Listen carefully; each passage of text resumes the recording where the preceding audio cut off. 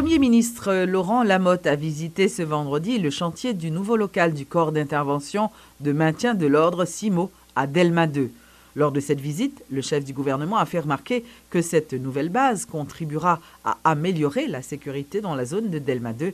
Il s'est également réjoui du climat sécuritaire qui règne actuellement dans la capitale. Nous avons plus que 800 projets qu'a fait à travers le pays, dans 10 départements, dans 140 communes pays. Donc nous venons là pour faire une visite de chantier, une visite d'inspection pour voir comment le chantier a avancé. Nous connaissons que nous avons plus que 7 édifices, nous avons 7 hôpitaux, 46 centres de santé qui ont reconstruit 300 km de route à fait à travers le pays. Nous avons 10 centres d'urgence pour les gens qui étaient affectés par le tremblement de terre. Nous avons plus que 4000 cas qui ont rénové dans Jalousie. Nous avons 3000 cas qui ont construit dans Monde Cabrit, dont 1500 qui ont inauguré. C'est un projet énorme que lié. Parce que c'est tout un pays qui est écrasé. Nous songeons, pendant le tremblement de terre, toute bagarre est écrasée. Donc petit à petit, avec moyens que nous avons, avec moyens que nous disposons, ça n'a pas fait au fur et à mesure. La police judiciaire peine à progresser dans l'enquête diligentée sur le meurtre de 2 enfants dont les corps ont été retrouvés sans cœur dans un ravin mercredi dernier.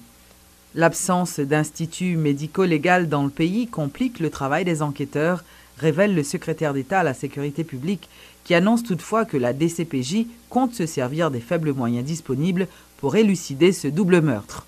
Pour que ce pas paraître facile pour les camoufler un crime ou bien camoufler même un accident parfois qui arrive. Si moun nan côté que parents sont en difficulté et puis essayer de camoufler avec un crime. Donc le ou une faiblesse ça qui fait que la police scientifique pas des outils en main pour l'établir cause la mort. Le que population lui-même fait carnaval autour de sa crivé.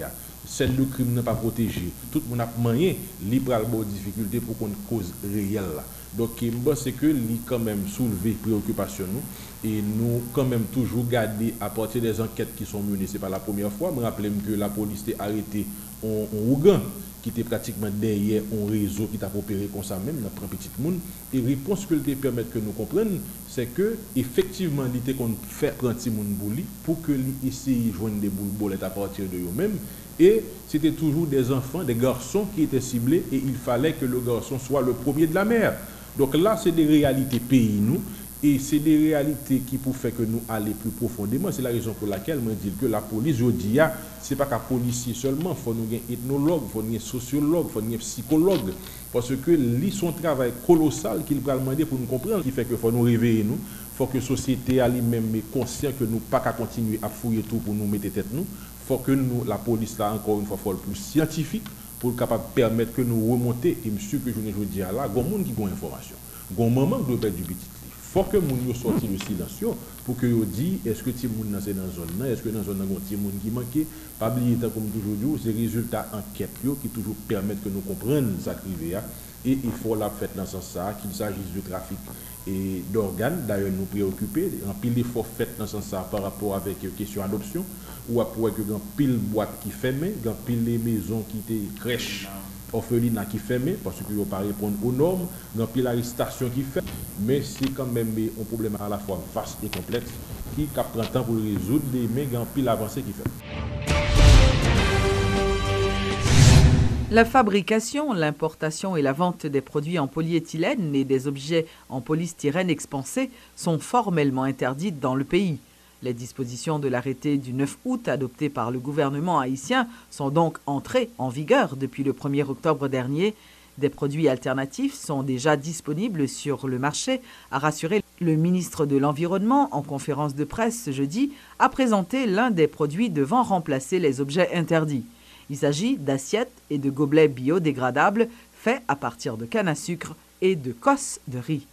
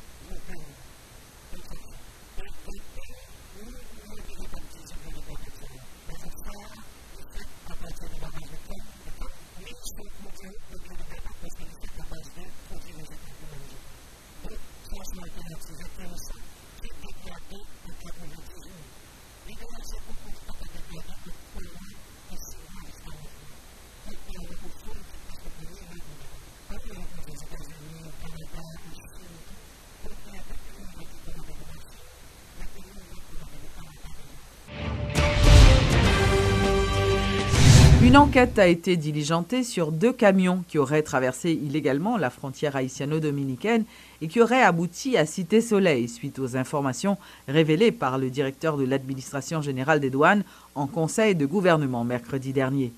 Le secrétaire d'État à la sécurité publique, qui en a fait l'annonce, précise que le député Arnel Bélizaire a reconnu être le propriétaire du contenu de ces camions. Réginald Delva dit souhaiter la collaboration du parlementaire afin que la lumière soit faite sur cette affaire. Notons que les premières informations faisaient état d'armes à feu transportées dans ces containers. L'enquête pourra donc confirmer ou encore infirmer ces allégations, a affirmé M. Delva. Évidemment, le que ça arrivait, lui prêter quand même à spéculation, à toute bagaille dit. C'est la raison pour laquelle je pense que le député, c'est le principal intéressé aujourd'hui, pour aider nous faire la lumière sur ce qui a gagné dans et conteneur ça. Nous voulons croire que libre bonne foi et peut-être que l'été prétend que tu fait noir. C'était la nuit, donc tu as une confusion. Donc il y a eu des propos malheureux qui échangés.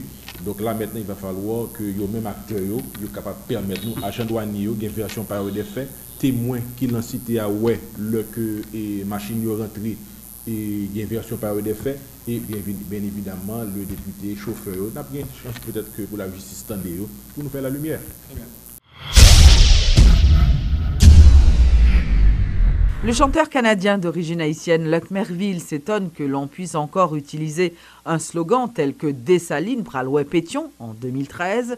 C'est une devise qui lui paraît très éloignée des problèmes et des aspirations du peuple.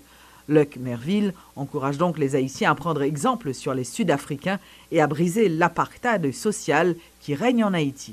Tout pays qui respecte les têtes a parlé de problèmes et de solutions sociales, de problèmes, de solutions économique, il y a parlé de problèmes et de solutions au niveau de la santé, de l'éducation. Nous, on a parlé de Dessalines avec pétion. Ça me fait sourire parce que moi, ouais, que nous pas contre tête nous. Si nous sommes contre tête nous avons réalisé que nous avons 2 chefs d'État avec 2 pensées différentes, 2 idéologies différentes, mais qui visent au même but. Si le but, c'est le bien commun, bien pour tout le monde, d'accord avec elle, parce qu'il y a plusieurs chemins qui mènent à Rome, c'est ce que ça veut dire, cet adage. Ou il y a un pile chemin qui mène à Rome, nous-mêmes nous voulons aller à Rome. Nous t'arrêtons pour un pays pour lui mener l'autre niveau. Maintenant, si M. Martelly pense de telle manière, et M. Aristide pense de telle manière, M. Duvalier pensait de telle autre manière, est-ce que ce qui m'importe, ce n'est pas qui est qui, c'est est-ce qu'on a le même but? Est-ce qu'on veut arriver au même endroit? L'on dit bien commun, bien tout le monde. Il inclut tout le monde que c'est élite là. Il suppose bien tout. Je ne vais pas rien contre élite là. Maintenant que je veux soin, il suppose bien tout. Maintenant que je vais être là tout, il suppose bien vivre. Mais faut que les gens vivent tout. Faut moun qui vivent dans le monde. Il faut bien vivre tout. Lancement ce jeudi de la 4e édition baptisée Rallye Jeunesse de la Montagne et de la Protection Civile. Cet événement se déroulera du 15 au 19 décembre prochain dans le plateau central où 200 jeunes venant de divers départements seront présents. Pour sa 4e édition, le rallye jeunesse de la montagne et de la protection civile met le cap sur le plateau central. Et là, du 15 au 19 décembre, 200 écoliers venus des 10 départements du pays auront la possibilité de s'amuser en apprenant. Entre découvertes et formations, cette activité se déroulera sous la forme de forums visant à encourager et à sensibiliser ces jeunes sur la nécessité de s'impliquer dans le développement de leur communauté scolaire et résidentielle. Et ce n'est pas sans raison que les organisateurs ont choisi cette année de leur faire explorer les montagnes. Le ministre de l'Éducation nationale, Vanner Pierre, préside également la Commission nationale de coopération avec l'UNESCO. Ça nous choisit question montagne parce que nous connaissons 75% de territoire haïtien, c'est montagne liée. Et derrière yo, sous yo, il y a une vie, il y a des gens qui vivent là-dedans. Nous connaissons déjà dispersion, habitat, comment les gens y en pile monde dans le monde. Des fois, il y a pile difficulté pour que les gens jouent dans série de service. D'où le choix du slogan Derrière Mon Gemoun pour attirer l'attention sur les dangers de la montagne. C'est également une invitation à les protéger. Ici, le volet protection civile entre en jeu.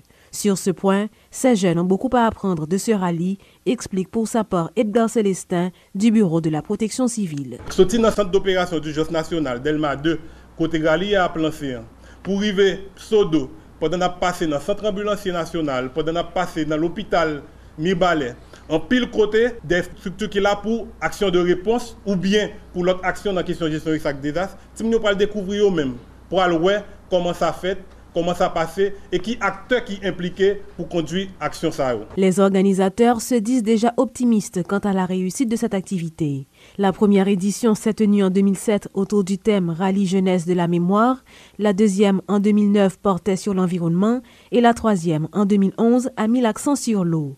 Rappelons que le Rallye Jeunesse a été choisi par l'UNESCO pour encourager une connaissance pratique du pays et le tourisme local.